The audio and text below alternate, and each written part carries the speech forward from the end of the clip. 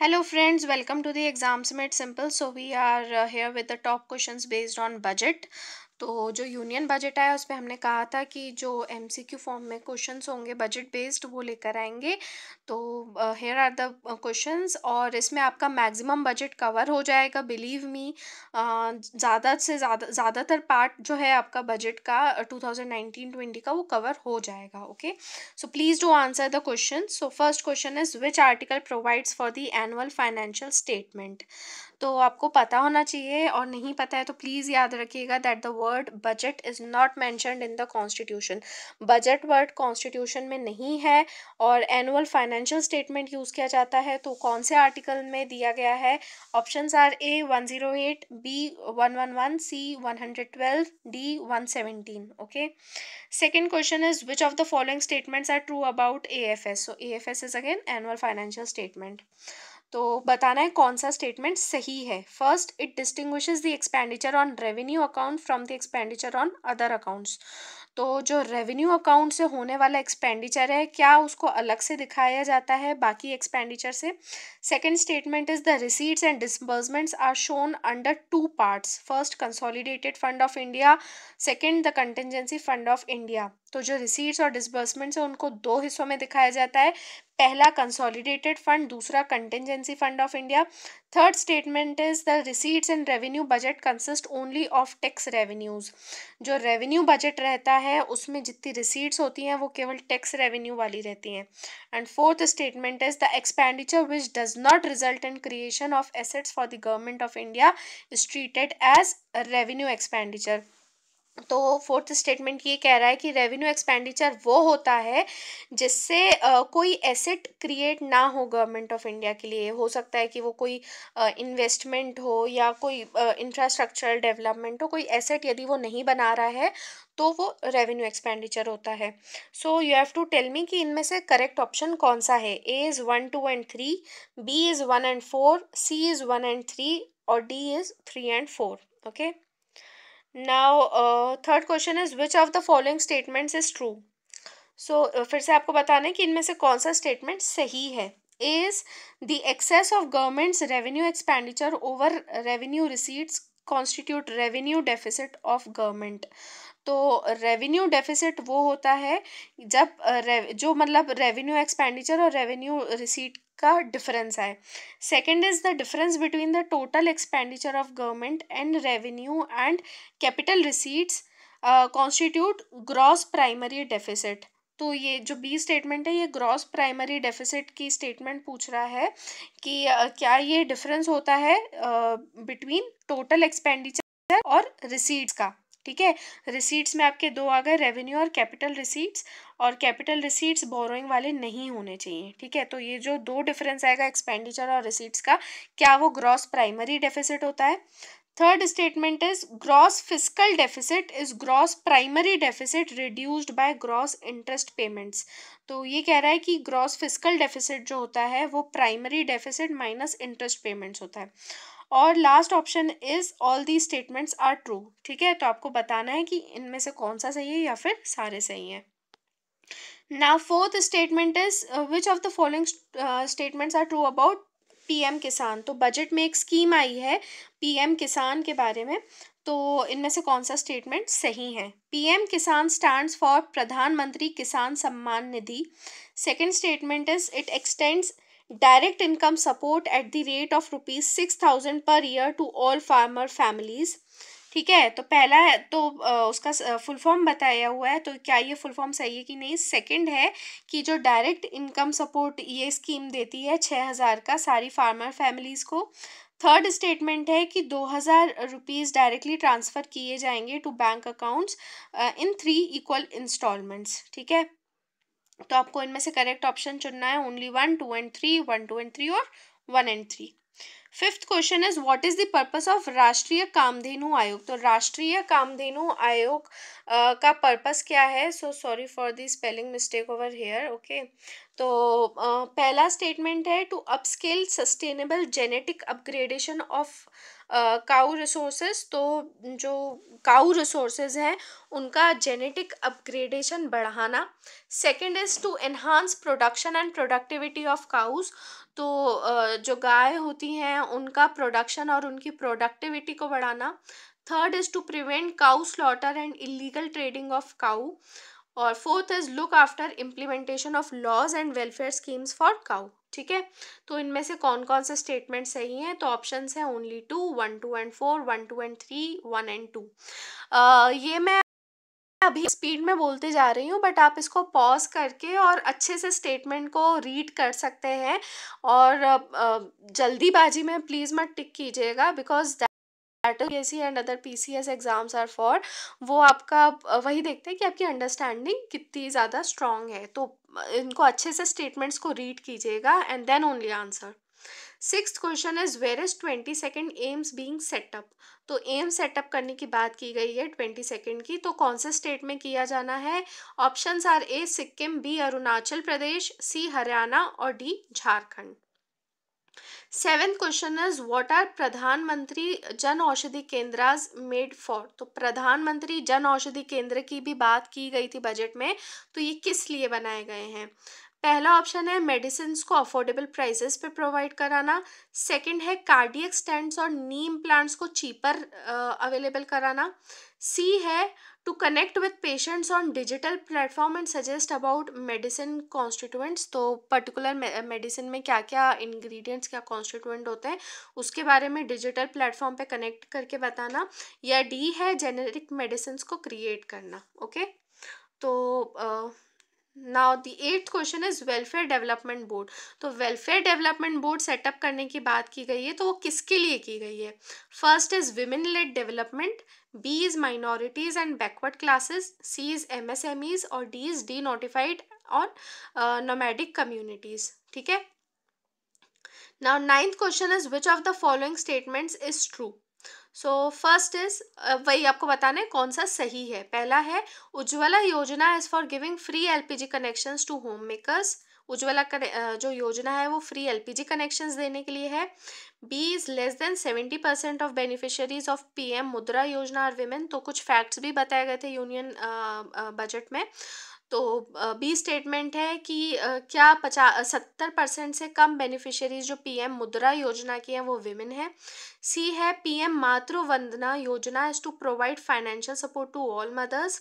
And D is maternity leave is extended to 24 weeks. ठीक है, तो आपको बताना है कि इनमें से कौन सा स्टेटमेंट सही है। फाइन, तो फ्रेंड्स जो इसमें चीज़ें जो कुछ कवर नहीं होंगे आप उनका टेंशन मत लीजिएगा, क्योंकि वो बजट जहाँ पे भी डिस्कस हमने किया है, तो बाकी चीज़ें जो कनेक्टेड हैं वो ऑलरेडी या तो डिस्कस हो चुकी हैं या हो जाएंगी। Okay, now tenth question is Pakyong airport is in. तो first is Arunachal Pradesh, B is Meghalaya, C is Tripura and D is Sikkim. 11th question is which of the following are dimensions of vision for India 2030। तो vision of India, ये मतलब एक new India का vision रखा गया है for the decade, यानी कि अगले 10 साल के लिए कि 2030 में क्या चाहिए। तो उसमें 10 डायमेंशंस थे। ठीक है, तो आपको बताना है कि इनमें से कौन से डायमेंशंस थे। So first is digitize government processes को डिजिटाइज करना, मतलब डिजिटल इंडिया की तरफ प्रोसीड करना। B is expand rural industrialization, तो रूरल इंडस्ट्रीज को एक्सपैंड करना।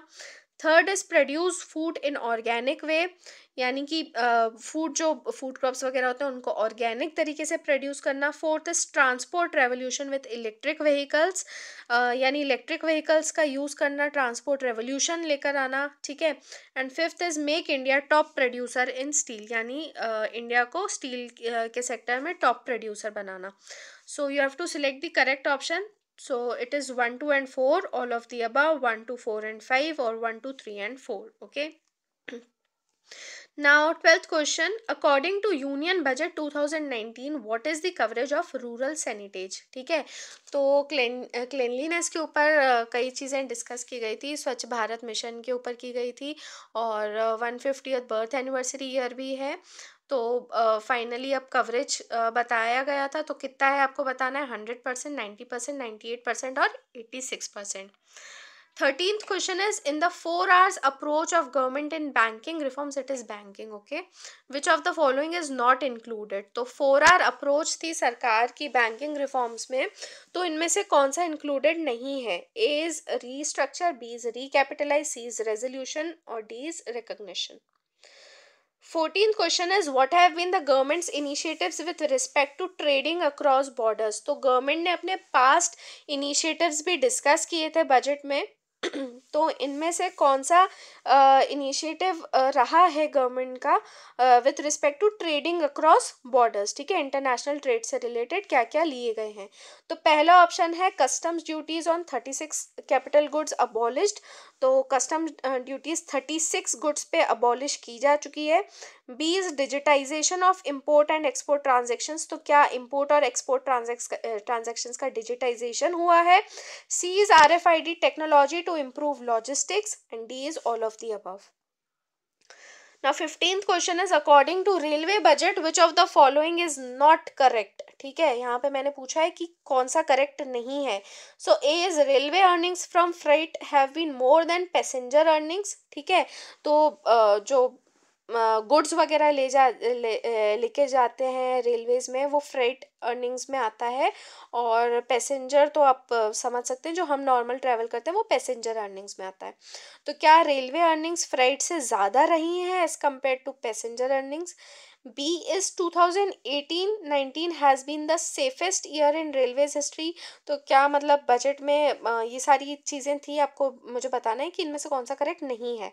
C is more than half of unmanned level crossings on broad gauge network have been eliminated, तो क्या आधी से ज़्यादा ब्रॉड गेज नेटवर्क जो क्रॉसिंग्स हैं अनमैन्ड लेवल क्रॉसिंग्स हैं उनको क्या एलिमिनेट किया जा चुका है. And D is operating ratio of railways has improved since last year. Okay, तो क्या ऑपरेटिंग रेशियो जो है रेलवेज का वो इम्प्रूव हुआ है या नहीं? तो ऑपरेटिंग रेशियो क्या होता है कि मतलब एक्सपेंडिचर अपॉन रेवेन्यू समझ लीजिए, ठीक है. Now, which department will now be renamed as the Department of Promotion of Industries and Internal Trade? तो इनमें से किस डिपार्टमेंट का नाम चेंज किया गया है आपको बताना है. तो options are department of commerce, department of economic affairs, department of investment and public asset management और none of the above. Now 17th question is, which of the initiatives have not been discussed in union budget? इनमें से कौन सा initiative ऐसा था जिसके बारे में डिस्कस नहीं किया गया था यूनियन बजट में? First is developing national artificial intelligence portal, second is creation of simplified tax return app, third is creation of department of fisheries और fourth is extending GEM. GEM क्या है? Government e marketplace to all CPSEs. तो government e marketplace हम discuss कर भी चुके हैं, it is for public procurement, ठीक है. तो इनमें से कौन सा इनिशिएटिव नहीं डिस्कस किया गया है. Now 18th question is, which of the following is true about tax benefits proposed in union budget? इनमें से टैक्स बेनिफिट्स आपको वैसे सारे पता होंगे, इसलिए मैंने इनको कंपाइल करके ये आपको क्वेश्चन दिया है कि इनमें से कौन से सही हैं आपको बताना है. So first is TDS threshold on interest earned on bank और post office deposits is being raised from ₹20,000 to 40,000. TDS यानी टैक्स डिडक्टेड एट सोर्स, तो उसका जो थ्रेशोल्ड है और on interest earn on bank या पोस्ट ऑफिस डिपॉजिट्स, तो जो बैंक में डिपॉजिट्स रहते हैं, पोस्ट ऑफिस आपके सेविंग डिपॉजिट्स वगैरह होते हैं, तो आपको उन पे इंटरेस्ट मिलता है, ठीक है, तो उस पर टैक्स डिडक्ट होता है एट सोर्स. तो उसका जो थ्रेशोल्ड है वो 20,000 से बढ़ा के 40,000 कर दिया गया है. Okay, second statement is, persons having gross income up to ₹5 lakhs are not required to pay any income tax if they make investments in provident funds, specified savings and insurance, etc. Third is, individual taxpayers having taxable annual income up to ₹6.5 lakhs will not be required to pay any income tax. ठीक है, तो individual tax payers जिनको जो 6.5 लाख तक कमा रहे हैं उनको कुछ भी टैक्स नहीं पे करना पड़ेगा, और D is none of the above. Now 19th question is, choose the incorrect statement with respect to fiscal deficit. तो फिस्कल डेफिसिट के बारे में आपको बताना है कि इनमें से इनकरेक्ट स्टेटमेंट कौन सा है। तो पहला है फाइनेंशियल ईयर 2018-19 के लिए फिस्कल डेफिसिट टारगेट को रिवाइज किया गया है टू 3.4%, जबकि इसका बजट एस्टिमेट 3.3% था। Second is the revise estimate for 2017-18, यानी फाइनेंशियल ईयर 18 के लिए भी रिवाइज किया गया है 3.5%। और थर्ड है कि जो 2019-20 के लिए टारगेट रखा गया है फिस्कल डेफिसिट का, it is at 3.4%। And fourth option is under the fiscal responsibility and budget management act, FRBM act जो आया था, उसमें centre's gross fiscal deficit was supposed to come down to 2.5% of GDP by 2020-21। तो इसमें जो target रखा था 2020-21 के लिए फिस्कल डेफिसिट का, वो 2.5% रखा गया था। ठीक है, तो इन चारों स्टेटमेंट्स में आपको मुझे बताना है कि इनकरेक्ट स्टेटमेंट कौन सा है। Now the last question is, which of the following banks is not freed from PCA, that is prompt corrective action norms of RBI। तो RBI के ये नॉर्म्स रहते हैं PCA, जिसमें लेंडिंग वगैरह जो होती है बहुत रिस्ट्रिक्ट कर दी जाती है, और इसमें 11 बैंक्स थे जिनमें से 3 बैंक्स को फ्री कर दिया गया है और 8 को फ्री करना बाकी है। तो आपको बताना है इन चारों ऑप्शन में से ऐसा कौन सा बैंक है जिसको अभी भी PCA नॉर्म से फ्री नहीं किया गया है। First is Indian Overseas Bank, B is Bank of Maharashtra, C is Oriental Bank of Commerce, और D is Bank of India. Okay, so that's all friends. तो इनमें आपका काफ़ी कुछ बजट जो है कवर हो जाएगा।